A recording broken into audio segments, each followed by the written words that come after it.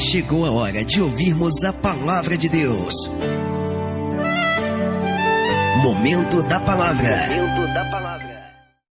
Graça e paz, irmãos, amém? Amém. Quem está feliz por estar na casa do Senhor, dão glória a Deus. Ah, que maravilha, se coloque de pé. Vamos iniciar o culto desta noite, culto de louvor, de adoração ao nosso Deus. E aqui nós viemos tão somente para adorar. Feche os teus olhos, se coloque na presença do Senhor. Se você não teve a oportunidade de orar aqui no santuário, fale para o Senhor: Senhor Deus, aqui eu vim nesta noite, tão somente para te adorar, engrandecer o teu santo nome, ó Pai, te louvar, entronizar, Senhor Deus, estar na tua presença, Pai. Abre o teu coração para o Senhor neste momento. Faça deste cântico uma oração para a sua vida, como início de culto desta noite.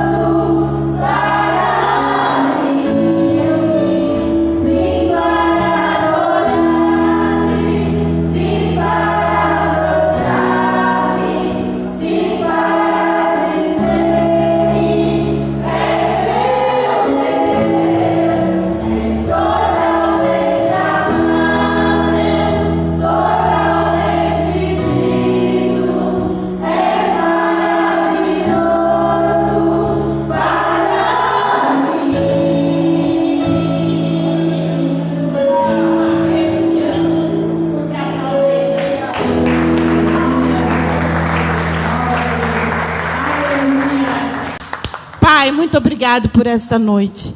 Que privilégio que temos, Senhor, de estar na tua casa, sentir a tua presença em nosso meio. E aqui nós, como igreja do Senhor Jesus, estamos para adorar o teu santo nome tão somente, ó Deus. Ensina-nos, ó Pai, a te adorar de tal maneira que agrade o teu coração, Senhor. Muito obrigado, Deus, por estar aqui presente conosco, por se fazer presente. Em nome de Jesus, receba, Pai, a nossa adoração nesta noite.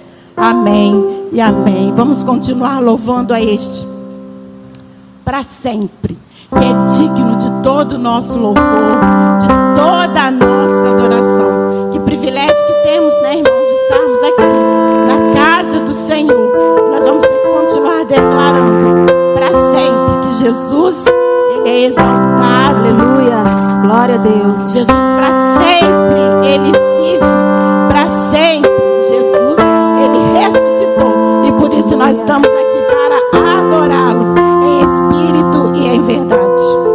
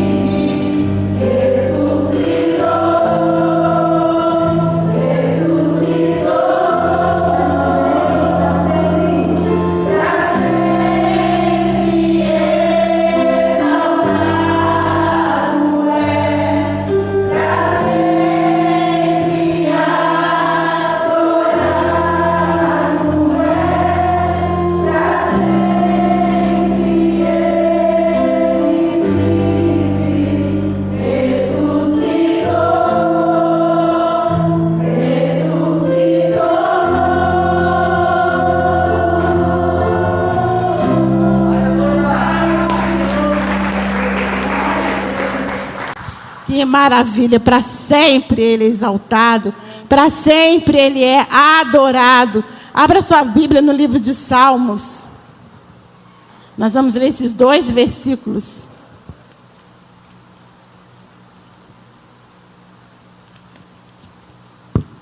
Salmos 92. Até sem voz.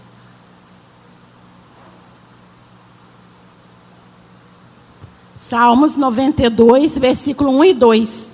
Vamos ler bem forte, todos juntos. Bom é louvar ao Senhor e cantar louvores ao teu nome, ó Altíssimo.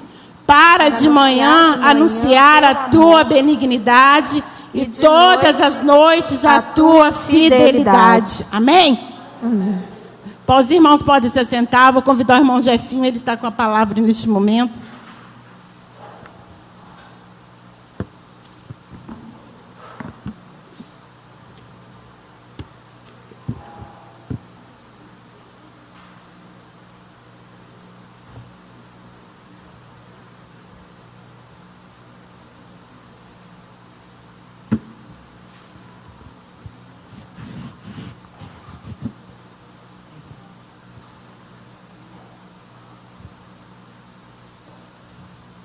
Graça e paz, irmãos. Boa noite. Amém. Queridos, eu queria que vocês abrissem comigo lá no livro de Mateus, capítulo 5, versículo 23 e 24.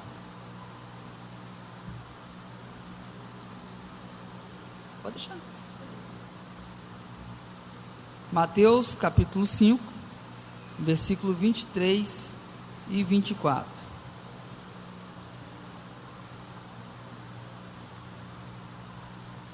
Amém? Como está o seu coração antes da oferta? A palavra de Deus fala assim, ó, Mateus capítulo 5, versículo 23 e 24. Portanto, se você estiver apresentando sua oferta diante do altar, e ali se lembrar de que seu irmão tem algo contra você, deixe sua oferta ali diante do altar e vá primeiro reconciliar-se com seu irmão, depois volte e apresente a sua oferta. Eu te pergunto, como está o seu coração antes de ofertar?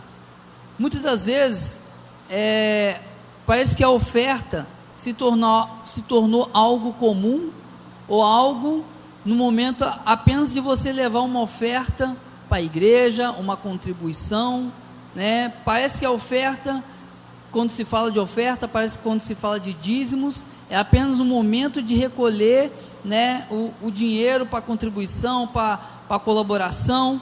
Mas a oferta e dízimo, ela é algo santo, e é algo muito mais além do que apenas você colocar diante do altar uma colaboração, né, colocar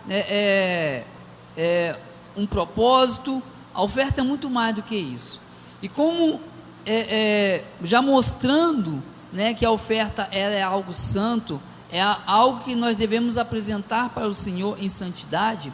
Olha o que Mateus fala: se você tiver alguma coisa contra o seu irmão, antes de você ofertar, deixe sua oferta diante do altar, chegue diante dele, reconcilie-se com seu irmão, depois você vai e leva a tua oferta. Por quê? O nosso coração, eles têm que estar puro. E muitas das vezes, nós esquecemos desse detalhe. Às vezes levamos nossa oferta, nossos dízimos, mas às vezes nós temos algumas, talvez, pendências com nossos irmãos, com nossos queridos familiares. Então, que teu coração possa estar livre de toda amargura, que teu coração possa estar livre, às vezes, de toda dor, né, de todo ressentimento. Antes de você entregar a tua oferta hoje, né, coloque diante do Senhor, peça perdão ao Senhor, às vezes por algo que você cometeu, ou se a pessoa talvez não esteja presente, mas chegue diante dessa pessoa depois, peça perdão, peça desculpa, reconcilie com essa pessoa, porque a tua oferta é santa. Então, para que você não torne a sua oferta impura, né, faça com que o teu coração ele seja puro, livre de todo ressentimento, livre de toda mágoa. Amém? Então eu queria deixar essa palavra com os irmãos essa noite, enquanto nós vai cantar um louvor, enquanto nós cantamos um louvor em adoração ao Senhor, né? Separe o seu dízimo, separe as suas ofertas, em nome de Jesus.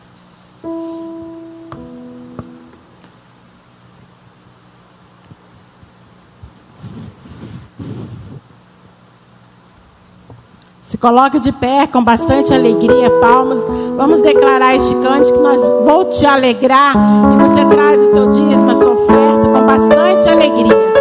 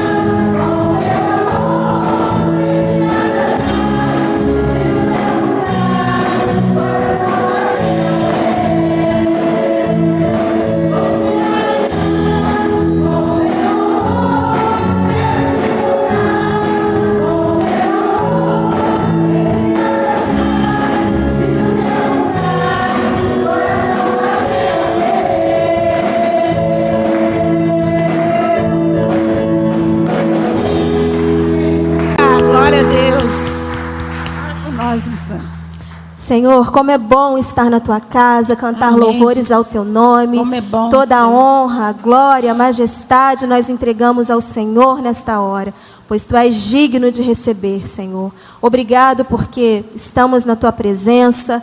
Obrigado porque o Senhor está conosco e nós te entregamos nesta hora aquilo que é teu. O nosso coração, a nossa adoração, a nossa oferta, os dízimos. Amém, Ó Deus, Jesus. tudo que temos vem do Senhor. Verdade, Tudo que Pai. vamos ser vem do Senhor. e nós queremos devolver aquilo que te pertence. Amém. Abençoa a vida de cada irmão que entrou Pai, nesse santuário. Ó Deus, abra as janelas dos céus, Amém, conforme Jesus. diz a tua palavra, e derrama a tua bênção sobre a vida dos teus filhos, sobre a vida desta igreja, trazendo prosperidade, alegria, ó Deus, vida abundante na tua presença. Amém, Nós Jesus, em entregamos nome de tudo no Jesus. teu altar, pedimos que o Senhor continue provendo.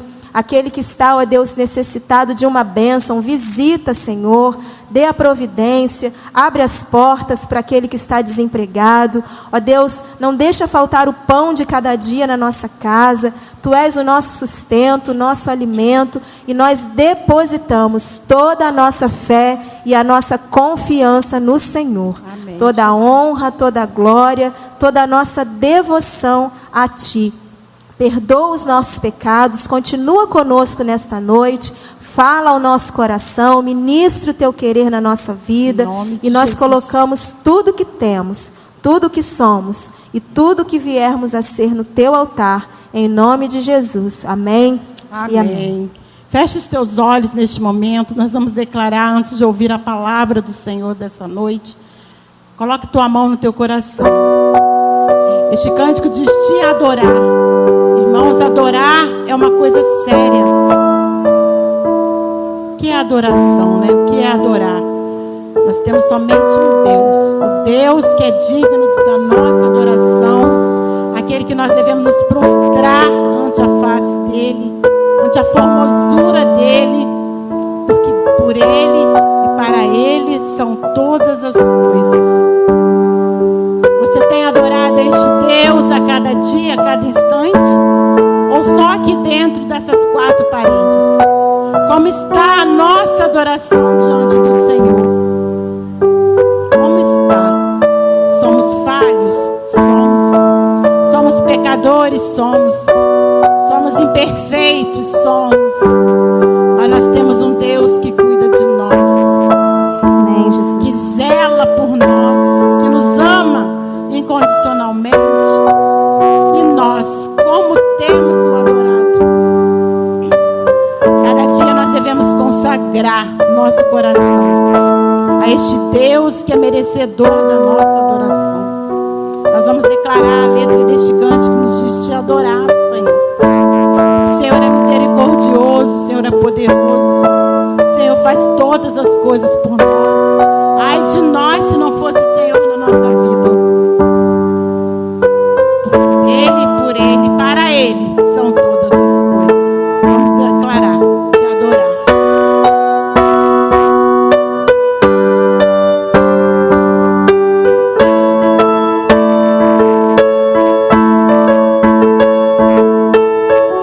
Oh, aleluia, Pai.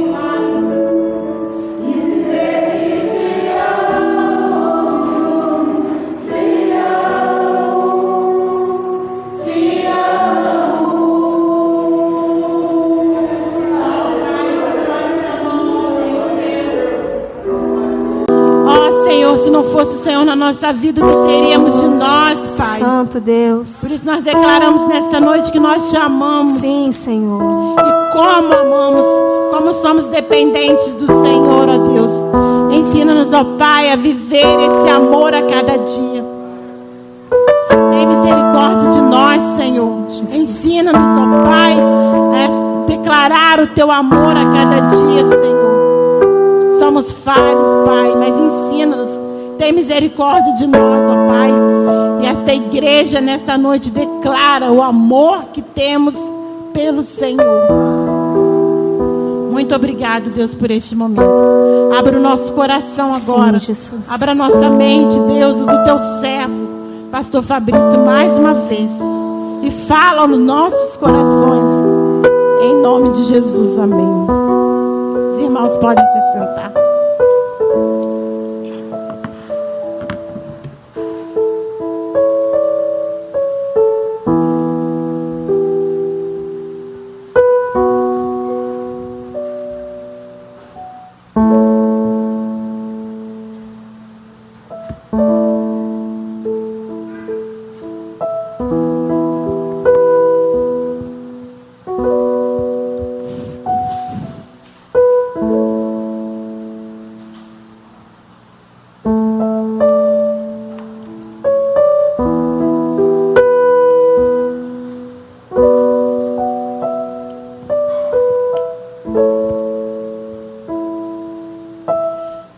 Graça e paz, irmãos. Amém? Amém. Como é bom estarmos na casa do nosso Deus. Nossos pequenininhos estão ali seguindo para o nosso culto infantil. E meus irmãos, nós estamos aí na nossa jornada de uma vida com propósitos, né? Você está nos acompanhando lá pelas devocionais, 40 dias de propósitos. Hoje nós chegamos ao 7º dia, né? Uma semana de propósitos. Amanhã, propósito de número 8, né? Eu estava soltando aí umas 5 horas da manhã, agora eu estou soltando meia-noite, porque tem gente que acorda 4, tem gente que acorda 3, né? O meu limite é 5 horas, eu consigo acordar 5 horas, mas tem gente que acorda antes de mim, né? Então estou mandando antes um pouquinho ainda, meia-noite está lá, para quem é da madrugada aí, né? Mas tem sido muito legal, meus irmãos, não deixe de participar. Hoje pela manhã também, nós tivemos aqui uma aula bastante legal na nossa escola bíblica dominical. Nós estamos estudando o tema Epístolas para os dias atuais, e o tema de hoje falava muito sobre a grande tribulação, né? E um assunto bacana, um assunto que a igreja necessita conhecer. E eu conversava com a igreja de manhã, lá nos anos 90, e quando eu falo os anos 90, é os anos 90 mesmo, eu estou falando de 1992, né? Nós tínhamos lá era muito popular na época, principalmente nas rádios, uma novelinha de 3 capítulos, né? Uma radionovela sobre a grande tribulação. E quando eu vi que o tema seria esse, logo eu lembrei e fiquei a semana atrás, meus irmãos, e foi difícil, mas eu consegui, achei, e está disponibilizado lá para os irmãos. É 1 hora, é uma novelinha, são 3 capítulos, lá o arquivo está reunido num arquivo só, mas vale muito a pena, né? Quem já ouviu, viu que vale a pena. É realmente um despertar para os nossos dias, né? Onde nós não falamos muito sobre um assunto extremamente relevante, e a gente não deseja que a igreja seja pega de surpresa em meio a algo tão terrível que será a chegada do anticristo, né? E a grande tribulação.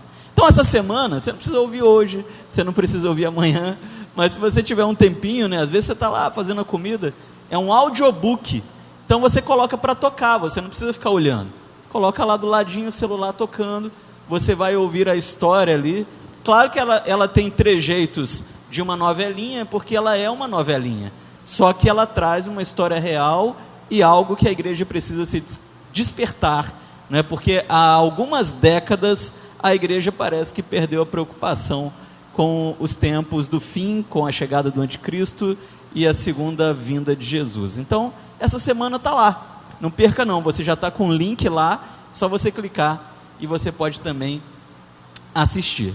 Meus irmãos, nesse ano nós temos um desafio, que é o desafio da regularização do nosso imóvel, né? O imóvel está tudo direitinho, mas quando eu falo regularização, eu falo passar do nosso nome, né? Tirar do nome da Primeira do Retiro, passar para o nosso nome. É uma quantia alta, então nós estamos fazendo alguns eventos durante o ano. Nós temos um ano, né, para a gente estar levantando aí uma quantia de aproximadamente R$10.000, é muita coisa. Nesse mês de março, nós queremos já começar com os eventos. Nós teremos um almoço no mês de março para auxiliar nesse fundo de reserva para transferência do nosso imóvel, né? Eu falava com os irmãos no domingo passado. A gente tem solução? Tem, pode vender a Kombi, né? Mas a Kombi está nos projetos para esse ano, né? O Dinho já conversava com ele essa semana. A gente vai colocar a Kombi para funcionar, porque a gente quer que a Kombi trabalhe para trazer os irmãos que moram mais distantes, né? Igual a Lu mora lá no outro bairro, né, Lu? Lá no Limoeiro, Laranjal. Limoeiro, né? Então, assim, a Kombi será de muita valia. Temos a irmã Vilma, que mora distante. Muitos irmãos que não têm transporte, que moram distante. E a Kombi, ela pode ser aí uma bênção na vida da nossa igreja. Como o nosso desejo é que a Kombi trabalhe para a igreja, né? Que ela saia desse ócio da pandemia, né? Que ela ficou lá guardadinha na pandemia, e comece a trabalhar para o reino, a gente não fará a transferência do imóvel agora. A gente vai trabalhar devagar, sem pesar a igreja, durante um ano inteiro, e aí no ano que vem a gente faz essa transferência muito com o pé no chão e com muita tranquilidade, tá bom? Além desses eventos que nós teremos ao longo do ano, almoço, bazar, festa da primavera, temos também um envelopinho. Depois você pode ali, se você quiser participar, pegar o envelopinho também, está escrito documentação do imóvel. Alguma coisa assim, eu tenho um envelopinho, isso mesmo, documentação do imóvel. Tá bom, meus irmãos? São só esses avisos. Eclesiastes, capítulo 4, versículo de número 4. Quero dar boas-vindas àqueles que nos visitam. Sejam bem-vindos em nome do Senhor. Bom rever alguns rostinhos também. Eclesiastes, capítulo 4. Meus irmãos, nós estamos trabalhando então uma vida com propósito. Serão 40 dias de propósitos nas nossas devocionais, mas também estamos tratando uma vida com propósitos nos cultos. Então serão 20 semanas onde nós estaremos estudando sobre os propósitos de Deus para a nossa vida. Eclesiastes capítulo 4, versículo de número 4. O tema de hoje é o que dirige a sua vida. E o Eclesiastes, ele diz assim: eu percebi que o que faz os homens correrem atrás do sucesso, olha só que texto meio pesado, né? É a inveja. Nós conhecemos, né, o livro de Eclesiastes, nós sabemos que ele está ali refletindo sobre a vida, e ele começa a pensar um pouquinho sobre o que dirige a vida das pessoas. Ele diz assim: olha, tem muita gente que corre atrás do sucesso, que trabalha, que estuda, porque tem inveja, porque quer um ser melhor do que o outro. E parece, meus irmãos, que o tempo realmente passou, e se a gente pensar com muito pé no chão, isso ainda existe, né? Claro que não são todos que dirigem a sua vida baseado na inveja. Essa é uma observação do Eclesiasta de algo que ele viu naqueles dias, de pessoas que estavam se esforçando, trabalhando, lutando, porque queriam ser melhor do que alguém. Mas o que o Eclesiasta ele está dizendo para nós é que há pessoas que estão dirigindo sua vida por motivos que não são os motivos do Senhor. Thomas Carlyle, ele disse: o homem sem propósito é um barco sem leme, um vira-lata, um nada, um ninguém. Eu gosto muito dessa frase de Thomas Carlyle, porque ele nos mostra, meus irmãos, que o que tem que dirigir a nossa vida são os propósitos do Senhor. E quando nós olhamos para o mundo, nós podemos refletir um pouquinho que muitas pessoas, aqui o Eclesiastes está falando que há pessoas dirigindo sua vida pela inveja, mas isso é algo que ele viu nos dias dele. Mas haviam também, com certeza, pessoas dirigindo sua vida por outros motivos. E nos dias atuais ainda é assim. Tem muita gente e cada um dirige a sua vida por um motivo diferente. tem muita coisa exercendo influência sobre as nossas vidas e estão literalmente dirigindo a nossa vida. E aí eu pergunto para você nessa noite, o que dirige a sua vida? O que será que está dirigindo a sua vida hoje? Pastor, mas eu ainda não consegui captar muito bem o que isso significa. Isso significa, meus irmãos, que há algumas coisas que ficam falando na nossa cabeça, que ficam gritando no nosso coração, que ficam incomodando o nosso emocional, e essas coisas acabam dominando a nossa vida. E nós vamos falar um pouquinho, rapidamente aqui, sobre algumas dessas coisas. Eu posso dizer para vocês que muitos não são dirigidos pela inveja, como o Eclesiastes disse, mas muitos são dirigidos pela culpa, por coisas que foram feitas no passado, por um modo de vida que tiveram no passado, por práticas que o velho homem praticava antes de ter um encontro com Cristo, mas parece que essas coisas muitas vezes ainda exercem alguma influência sobre a nossa vida, e tem muita gente dirigindo a sua vida pela culpa.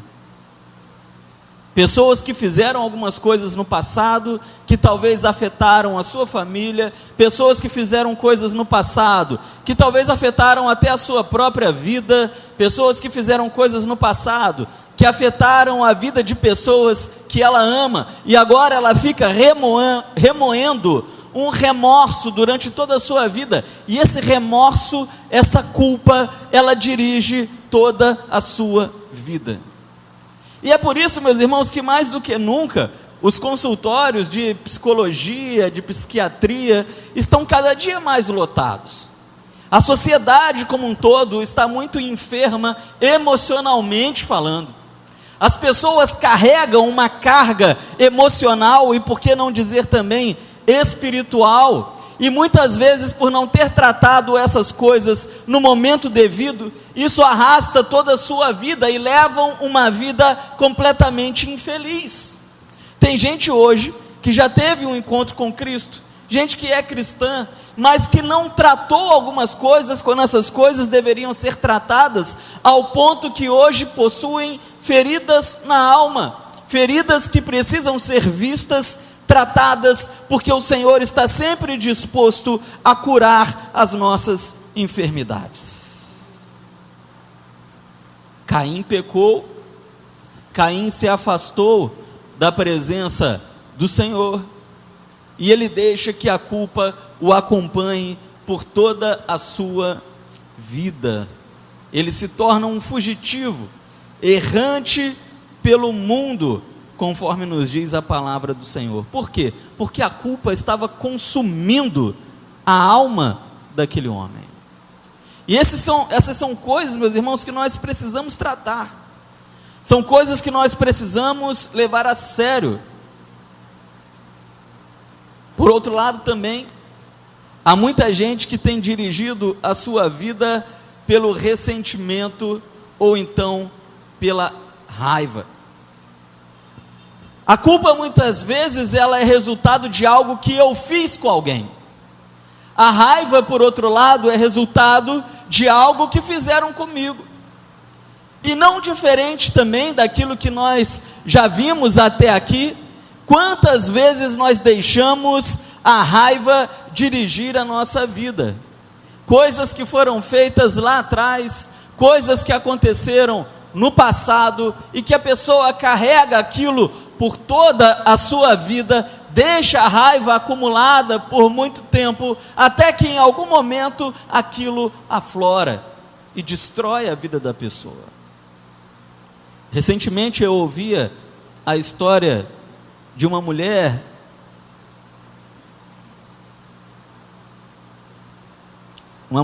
que não é da nossa cidade, né? E essa mulher, ela se casou, e ela se casou muito nova, se casou ali com uns 17 anos, 18 anos, e quando ela tinha uns 17 anos, obrigado, seu Jaci.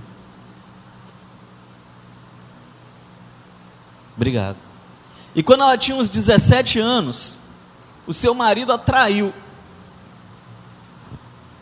Ela perdoou, mas ficou com a raiva, ficou com o ressentimento, de modo que aquilo foi guiando a sua vida por muitas décadas, por muitos anos, e o seu casamento foi um casamento duradouro. Estou falando de um casamento de 30 anos, e 30 anos depois, numa discussão que ela estava tendo com o seu marido, por um assunto completamente diferente, aquele assunto da traição de 30 anos atrás, ele veio à tona, e ele culminou na separação daquele casal 30 anos depois. E eu estou falando de um casal crente. Então nós temos que ter um cuidado, meus irmãos, porque isso não é algo que afeta apenas o não crente, é algo que afeta o crente, afeta a mim, afeta a você. O que deve dirigir a nossa vida precisa ser os propósitos do Senhor, porque enquanto a culpa dirigia a nossa vida, enquanto a raiva dirigia a nossa vida nunca será uma vida plena, nunca será uma vida feliz.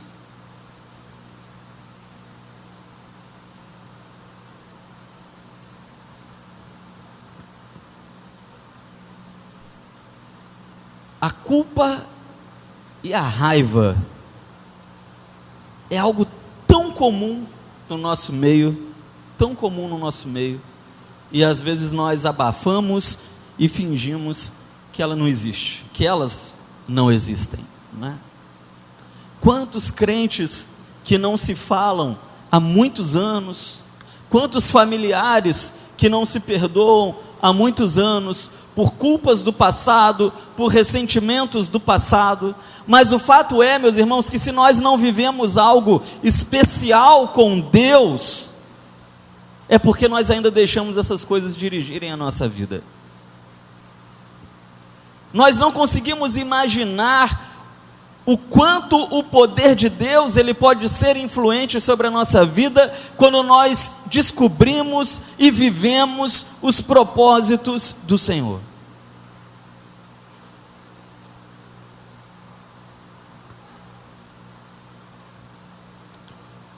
A palavra de Deus nos diz lá em Efésios 3:20, a gente usa muito esse versículo, mas eu quero usar apenas o pedaço que a gente não se apega a ele, né? A Bíblia diz assim em Efésios 3:20, porque Deus, Ele é poderoso para fazer muito mais, infinitamente além daquilo que nós pedimos ou pensamos. Então sempre que a gente quer alguma coisa, a gente cita esse versículo, a gente fala esse versículo, amém? É um versículo verdadeiro, Deus realmente pode fazer aquilo que nós não pedimos ou não pensamos. Só que esse versículo ele continua, ele diz assim, porque o seu poder opera em nós. E na verdade, meus irmãos, é essa parte do texto que importa, porque quando nós deixamos que a culpa nos dirija, nós deixamos, ou melhor dizendo, quando nós não deixamos que a culpa nos dirija, quando nós não deixamos que a raiva, o ressentimento nos dirija, aí nós começamos a viver o propósito do Senhor, e aí nós conseguimos perceber o poder de Deus emanando sobre a nossa vida, que é uma prova disso. Às vezes nós não vivemos algo especial de Deus porque estamos longe do propósito. Lá em 1800 e pouquinho, existiu um grande pregador, um grande homem de Deus, chamado Charles Spurgeon, o príncipe dos pregadores. E diz a história, meus irmãos, que esse camarada, ele era um camarada que havia realmente descoberto os propósitos do Senhor e permitia que apenas o Senhor dirigisse sua vida. Todos que conheciam o Spurgeon, eu não estou falando do contexto evangélico protestante, mas eu estou falando da mídia secular. Os jornais mundanos seculares ficavam impressionadíssimos com a vida de Spurgeon, porque ele assumiu um ministério, o Tabernáculo Metropolitano. Ali havia cerca de 300 membros, e em 13 anos havia 16 mil membros, e estava havendo um avivamento muito grande ali no seu país. E todos queriam entender o que Spurgeon tinha de diferente, e muita gente entrevistava Spurgeon, muita gente conversava com ele, e não conseguiam entender que aquele homem havia atingido os propósitos de Deus. Até que um dia um pedreiro, ele deu uma entrevista para um dos jornais, que levou muitas pessoas a entenderem o que havia diferente na vida de Spurgeon. Diz aquele pedreiro que ele estava trabalhando na igreja, no tabernáculo metropolitano. Após uma chuva, o telhado estava muito avariado. Ele estava ali consertando aquele telhado. Presta atenção nisso, está na biografia desse homem. Ele estava consertando aquele telhado. Então o Spurgeon chegou na igreja, a sua igreja se chamava Tabernáculo Metropolitano. E ele chegou naquela igreja para testar o microfone para o culto que ia acontecer daqui a pouco. A igreja estava vazia. E aquele pedreiro estava lá em cima, consertando o telhado, pensando em um monte de problemas, em um monte de coisa que estava dirigindo a sua vida. Os problemas estavam latentes na cabeça daquele pedreiro. Eram tanta coisa, ele estava se sentindo oprimido. Spurgeon chega na igreja para testar o microfone. Ele pega o microfone e, como nós fazemos, som, ei, teste, eis o Cordeiro de Deus que tira o pecado do mundo. E aquele pedreiro, ouvindo o teste daquele microfone, ele começa a chorar, ele desce e entrega a sua vida a Cristo. Spurgeon, ele escrevia semanalmente nos jornais, mensagens, ministrações, e no passado era muito comum que você utilizasse, talvez você tenha pegado essa época um pouquinho, que você pegasse os jornais para embrulhar sabão. E há inúmeros, eu estou falando na casa de centenas de testemunhos na Inglaterra, de mulheres que ao comprar o sabão e ler as reflexões de Spurgeon, se convertiam na sua casa fazendo os trabalhos domésticos. O que será que havia de diferente na vida desse homem? Meus irmãos, o que havia de diferente na vida desse homem é que ele havia entendido que o que deveria dirigir a sua vida eram os propósitos de Deus. Ele era um homem que vivia absurdamente uma vida de oração, e ali em suas orações Deus guiava a sua vida. Nós vamos ver mais para frente, a série ainda está apenas no começo, que há 5 propósitos muito importantes de Deus para a nossa vida. Há vários, mas há 5 muito importantes. E aquele homem, ele começou a conhecer esses propósitos e viver esses propósitos, porque ele levava a sério a sua vida de oração. Ou você acha que é comum uma pessoa estar apenas testando um microfone e ser usada, ser um instrumento de Deus? Não, é porque o poder de Deus opera em nós, Efésios 3, versículo 20, mas para isso, eu preciso deixar que os propósitos dirijam minha vida, não a culpa, não o ressentimento, não outras coisas que eu vou citar aqui. Outras coisas que dirigem a nossa vida, meus irmãos, são o medo, por exemplo.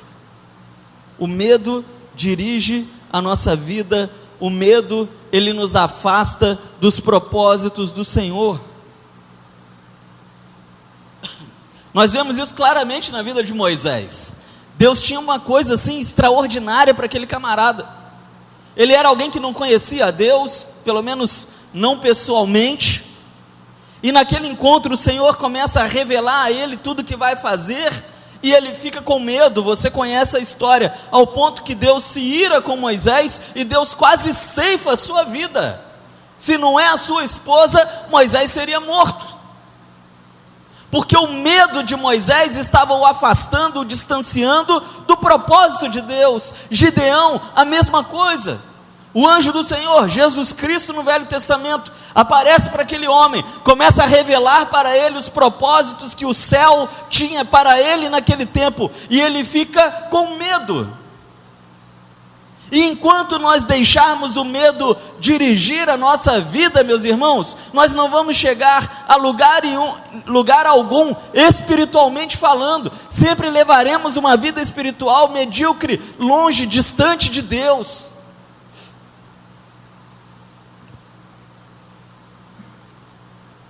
Eu me lembro que uma vez eu estava conversando com um amigo, e esse camarada, ele fez seminário há muitos anos, Muitos anos, eu falo mais de 20 anos. E é um camarada assim que poderia ser um pastor completamente diferenciado. Por que um pastor completamente diferenciado? Porque ele tem o seu molde. Nós vamos aprender um pouco sobre isso mais para frente em Igrejas com Propósitos. Deus, ele nos faz com um molde. Há algumas características que você tem, que Deus colocou em você propositalmente, para que você viva os propósitos dele. E esse camarada, o seu molde, é um molde tão bacana, que no ministério, ele seria usado de uma forma extraordinária. Tem um inglês perfeito, toca muito bem, tem uma voz muito boa, canta também, domina artes de diversas maneiras, diferentes, tipos diferentes. Sabe trabalhar com madeira, sabe trabalhar com pintura, sabe trabalhar com crianças, sabe trabalhar com idosos. Tudo que o reino de Deus precisa, tá vendo? O Espírito Santo lhe deu dons, molde, para ser usado para o propósito. Só que 30 anos se passaram e nada. Muita influência com as nossas juntas de missões nacionais, estaduais e principalmente mundiais. Poderia estar exercendo um ministério missionário fora do Brasil. Não é fácil entrar na junta de missões mundiais. Para ele seria muito fácil. E um dia eu fiquei indignado. E eu falei, quer saber, eu vou perguntar para ele o que o impede de fazer o concílio. Eu já falei com a Liz esses dias, meus irmãos.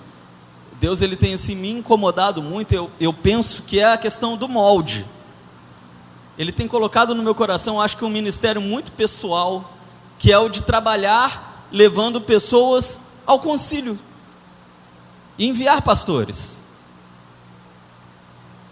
Deus, ele me deu a oportunidade de fazer isso com algumas pessoas, mais 5, e eu espero que isso continue de coração. E eu falei, quer saber, eu vou falar com ele, vou perguntar para ele o que te impediu até hoje de passar pelo concílio, de ir para o ministério, porque dependendo do que for, a gente pede esse concílio. E conversando com ele, ele disse, olha, você está certo em tudo que você disse, mas eu não vou participar desse concílio, porque durante toda a minha vida, algo me impediu de avançar, e esse algo é o medo. Então o que eu quero dizer para você é que muitos estão deixando a sua vida ser dirigida pelo medo, mas quando o medo dirige a nossa vida, o nosso propósito morre.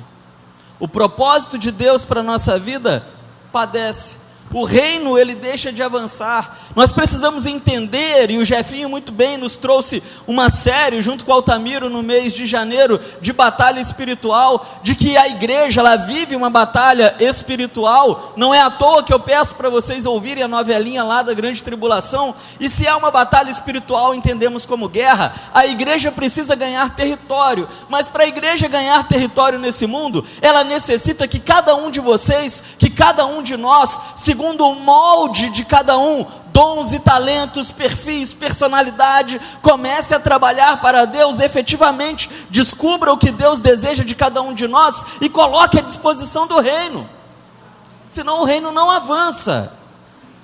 Mas pode crer que o medo trava muita gente. O medo trava muita gente. No passado nós cantávamos, o verdadeiro amor lança fora, é isso, o amor que vem de Deus. E nós precisamos resgatar isso, meus irmãos. Nós não podemos permitir que o medo dirija a nossa vida, nos impedindo de sermos mais próximos de Deus e de praticarmos o seu propósito nesse mundo. Eu volto aqui no que nós lemos no comecinho, né? A frase de Thomas Carlyle, um homem sem propósitos. Isso é um homem que deixa que várias coisas dirijam a sua vida e não os propósitos do Senhor. É como um barco sem leme. Sabe o que é um barco sem leme? Um barco sem leme é um barco que está lá no meio do oceano, à deriva, rodando, que não consegue ter uma direção, porque é o leme que dá direção para ele.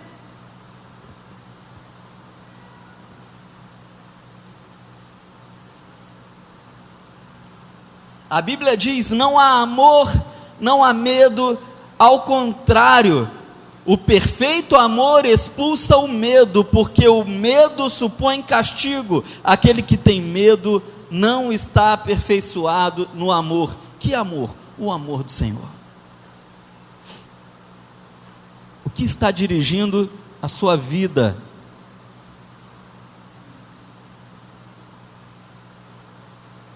Tem muita gente que tem um chamado para um ministério, e isso lhe acompanha anos e anos e anos e anos e anos, e a pessoa não avança, ela não atende o chamado, porque o medo tem dominado a sua vida.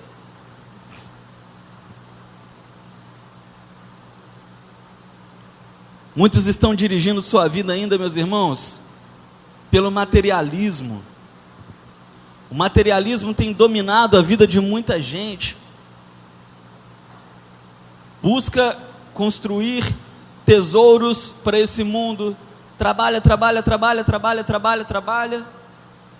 O mesmo Eclesiasta que disse: olha, eu vejo que há pessoas que estão dirigindo a sua vida pela inveja, por motivos que não são os propósitos do Senhor. Esse Eclesiasta, ele também disse: coitado daquele que trabalha, volta para casa cruzando suas pernas, exausto de cansado, pois ele está ajuntando tesouros num lugar que ele não deveria. Claro que nós devemos buscar uma vida melhor, ter uma profissão legal, mas nós não devemos deixar que as coisas materiais, elas estejam acima das coisas espirituais, que essas coisas dirijam a nossa vida. Muitos também são dirigidos pela necessidade de aprovação. Meus irmãos, olha para mim aqui. Esse é o problema da nossa geração. A necessidade de aprovação. E pela necessidade de aprovação, a igreja não prega mais contra o pecado. Pela necessidade de aprovação, as próprias igrejas em sua estrutura começam a parecer muito com o mundo, começam a tolerar muitos pecados, tanto na vida da igreja como na vida pessoal, porque queremos agradar todo mundo, só não queremos agradar a Deus. Queremos agradar esse movimento, queremos agradar aquele movimento, mas nós não queremos agradar ao Senhor. Nada é mais importante que conhecer os propósitos de Deus para a sua vida, e nada pode compensar o prejuízo de não conhecê-los. Isso aqui é muito pesado. A gente fala muito sobre a necessidade de descobrir os propósitos de Deus, mas a gente pensa pouco sobre os prejuízos de não descobrirmos nesse mundo os propósitos do Senhor.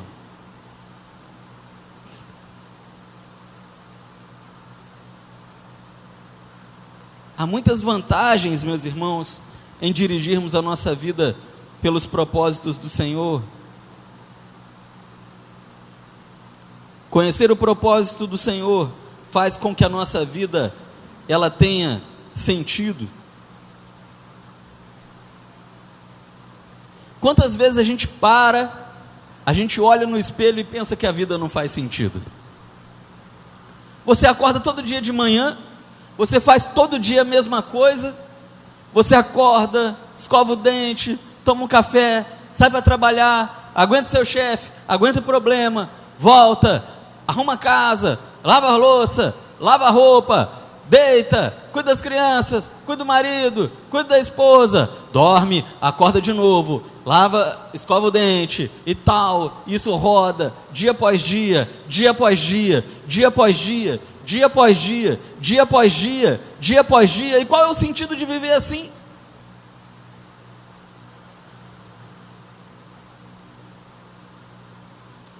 Somente quando nós descobrimos, meus irmãos, os propósitos do Senhor, que nós começamos a perceber que a nossa passagem por esse mundo, ela tem sentido.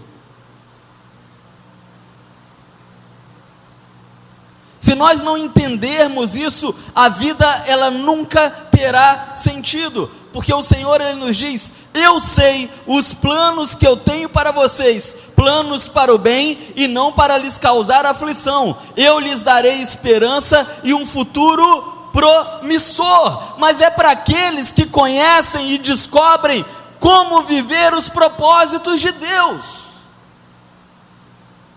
Se eu viver distante do Senhor, se eu viver distante do propósito, a minha vida, ela nunca vai fazer sentido. O vazio sempre vai estar lá. Então eu aprendo que viver os propósitos do Senhor, conhecer os propósitos do Senhor, também simplifica a vida.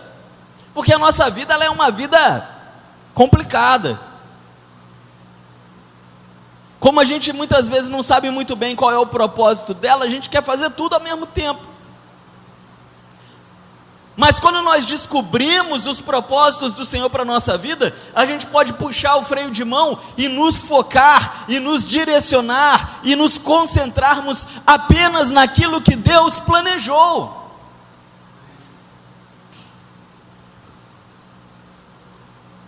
Porque às vezes a gente está perdendo tempo com muita coisa. Com muita coisa.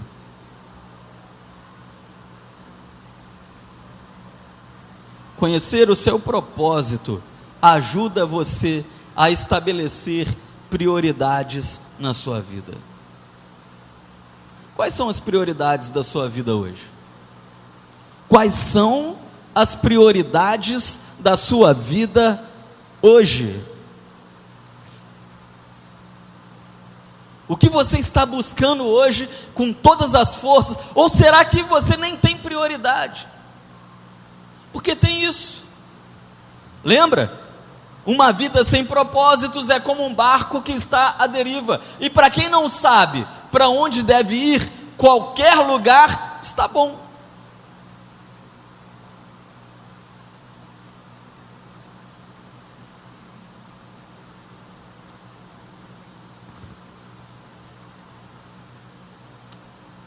Conhecer o seu propósito traz motivação para você, porque você começa a entender que Deus ele espera algo de você.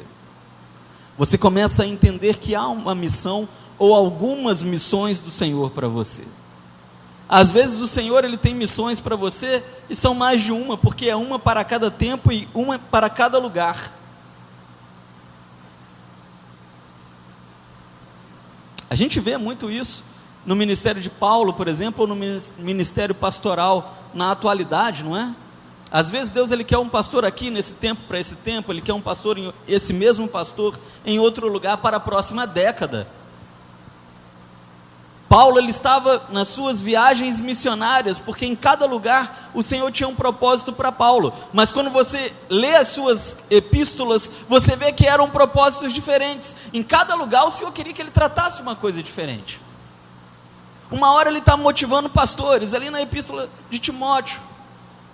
Outro momento ele está trabalhando problemas de igreja, lá em Colosso. Então o Senhor ele tem muitos propósitos para você, isso você não precisa se preocupar, ele tem muitos, e muitos para muito tempo, em lugares diferentes, coisas diferentes, mas precisamos ir atrás deles, porque eles não virão atrás de nós.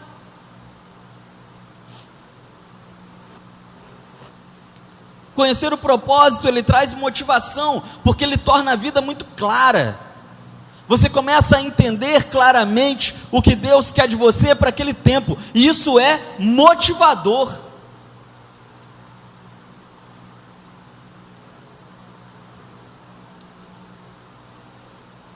George Bernard, ele escreveu Essa é a verdadeira alegria da vida, ser usado para um propósito reconhecido por você mesmo como grandioso, ser uma força da natureza, em vez de um amontoado inconstante e egoísta de ressentimentos e lamentações, sempre reclamando que o mundo não se esforça para te tornar feliz.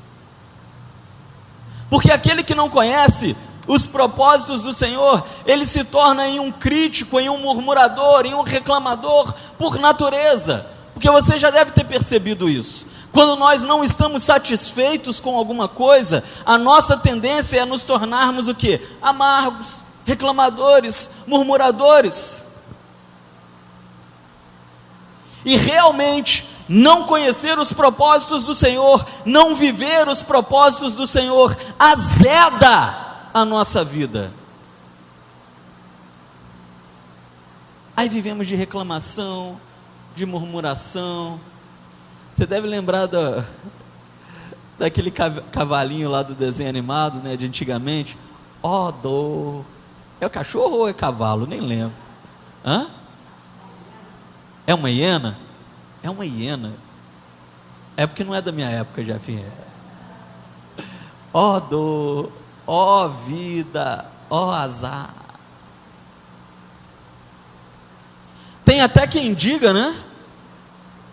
Deus, ele tem os seus filhos prediletos, e com certeza eu não sou um deles. Mas o cara que diz um negócio desse é porque ele não descobriu os propósitos do Senhor para a vida dele. Está azedo. Azedo. Você conhece muita gente azeda em volta de você? Gente que reclama, tal. Gente desmotivada. Se você não conhece, cuidado. Pode ser você.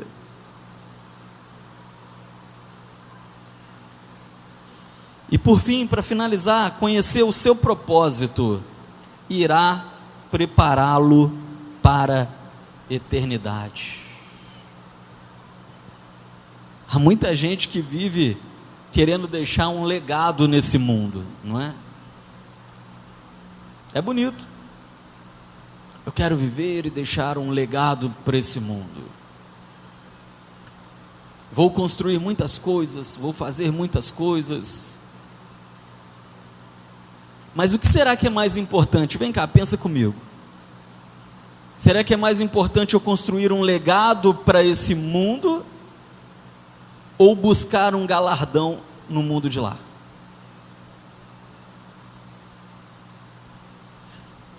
Nós somos uma geração que nem fala mais do galardão.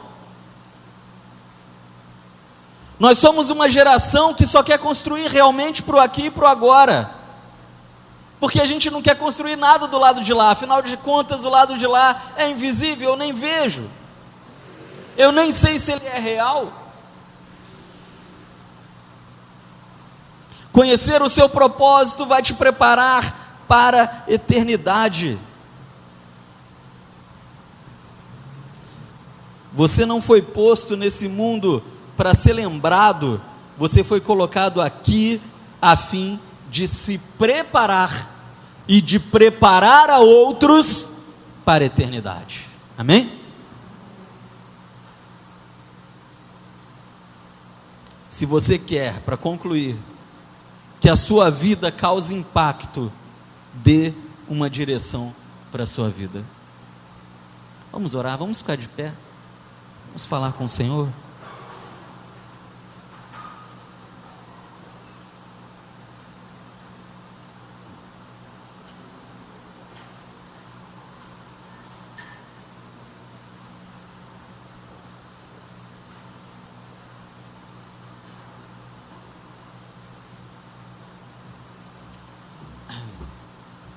Há uma parábola na Bíblia Sagrada que diz que um patrão, ele entregou algumas moedas para alguns de seus funcionários e ele foi fazer uma viagem. E quando ele voltou, ele cobrou seus funcionários. O que cada funcionário fez com aquelas moedas que receberam? Teve quem enterrou as moedas e elas não renderam nada. Teve aquele que investiu e a multiplicou. E hoje pela manhã, aqui na nossa escola dominical, nós refletimos um pouco sobre isso. Não tem como o crente fugir disso. Haverá um momento que nós estaremos diante do Senhor para uma prestação de contas. Haverá uma auditoria da nossa vida. E o Senhor, Ele vai dizer para nós: o que você tem em suas mãos?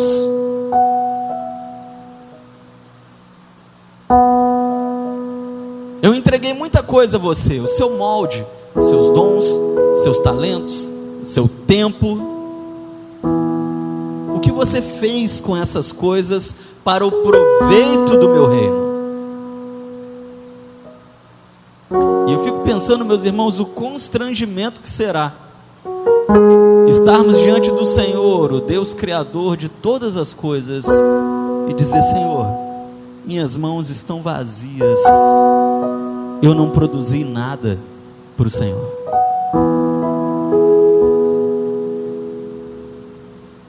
Nós precisamos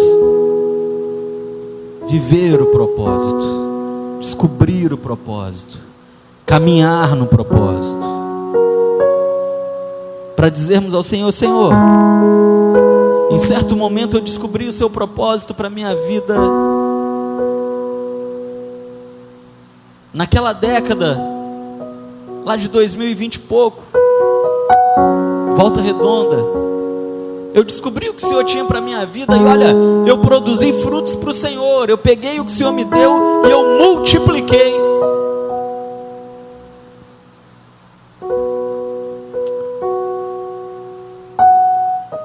Vinde bendito, entre no gozo do seu Senhor. Senhor, nós queremos nesse momento colocar as nossas vidas diante do seu altar, ó Pai. Sim, Deus. O que tem dirigido nossa vida? Nós precisamos, ó Deus, dar sentido à nossa vida, dar direção à nossa vida. E na verdade não somos nós quem damos direção e sentido, mas é o Senhor, segundo o teu santo propósito, ó Pai. O que nós precisamos é buscar, conhecer cada um dos propósitos para nós e atendermos aos chamados do Senhor. Porque eu sei que aqui nesse lugar, ó Pai, aqui nessa casa, o Senhor deseja usar pessoas aqui, homens, mulheres, adolescentes, crianças, idosos. Só que muitas vezes nós estamos distraídos, permitindo que muitas coisas dirijam a nossa vida. Culpa, raiva, medo, materialismo. Mas nós queremos, Senhor, que todas essas coisas sejam expurgadas da nossa vida e que o Senhor nos atraia ao centro da tua vontade. Amém, Jesus. Nós queremos, ó Pai, que o seu poder opere em nós, como nos diz a sua palavra, como nós vimos ali na vida de Spurgeon, um homem que conheceu o teu propósito e vivia constantemente o sobrenatural do Senhor, porque aqueles milagres que rondavam sua vida não vinham de si mesmo, mas vinham do Espírito Santo que atuava sobre ele, pois ele se posicionou. Ajuda o seu povo, ó Pai, ajuda a mim, ajuda cada um de nós a nos posicionarmos para o Senhor. Amém, Jesus. A estarmos prontos, como soldados que somos em teu exército, para as suas missões, para a sua obra, para sermos usados por ti, ó Pai. Derrama da tua unção unção aqui nesse lugar. Sim, Deus. Purifica a nossa gente, nos ajude a vencermos os nossos pecados, porque a santidade começa aí. A santidade começa na luta contra o pecado. E quando lutamos contra o nosso pecado, damos lugar ao agir do Espírito Santo poderoso do Senhor e nos tornamos instrumentos do teu propósito. Faça de nós, ó Pai, nós pedimos em humildade, instrumentos do teu propósito nesse mundo, para glorificação do nome do Senhor, em nome de Jesus. Amém e amém. Deus nos abençoe em nome do Senhor.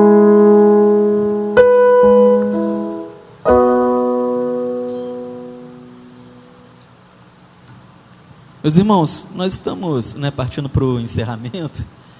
E eu quero fazer uma coisa porque eu estou sentindo falta, tem muito tempo e a pandemia me incomoda um pouco. Mas eu pessoalmente tenho sentido falta, que é o de estar na porta ali para cumprimentar os irmãos. Então assim, às vezes na correria aqui eu não consigo estar com você, não consigo falar com você, não consigo nem te cumprimentar, porque você chega, eu estou arrumando câmera tal. Então assim, eu quero estar ali na porta, quero te cumprimentar, abençoar a sua vida, desejar uma ótima semana para você. Eu só peço assim que a gente não forme uma aglomeração. Eu te cumprimento, você vai para sua casa ali com a bênção do Senhor. É uma filinha, organizada, sem aglomeração. Deus nos abençoe em nome de Jesus. Você foi abençoado pela palavra esta noite, amém? E nós vamos declarar: Senhor, sonda-me. Vamos pedir ao Senhor ainda em espírito de oração, que Ele sonda o nosso coração, que Ele transforma o nosso coração. A cada dia nós precisamos disso, e que Ele nos use para a glória dEle, em nome de Jesus. Vamos declarar este cântico.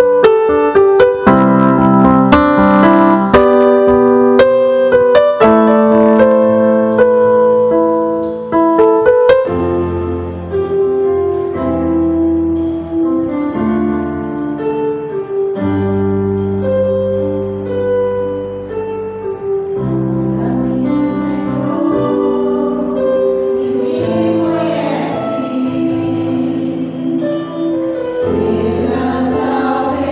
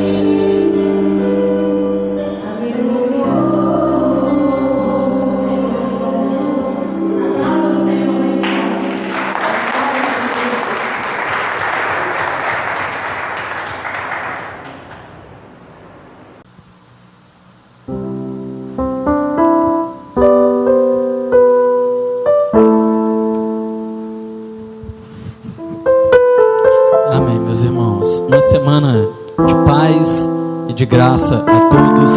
E que agora o amor de Deus, nosso Pai, e as graças redentoras de Jesus Cristo, eterno Filho, as comunhões e consolações do Espírito Santo do Senhor, sejam conosco e com todo o Israel de Deus espalhado pela face da terra, desde agora para todos sempre. Amém e amém. Me aguarde chegar à porta. Uma semana de paz e de bênção, em nome do Senhor.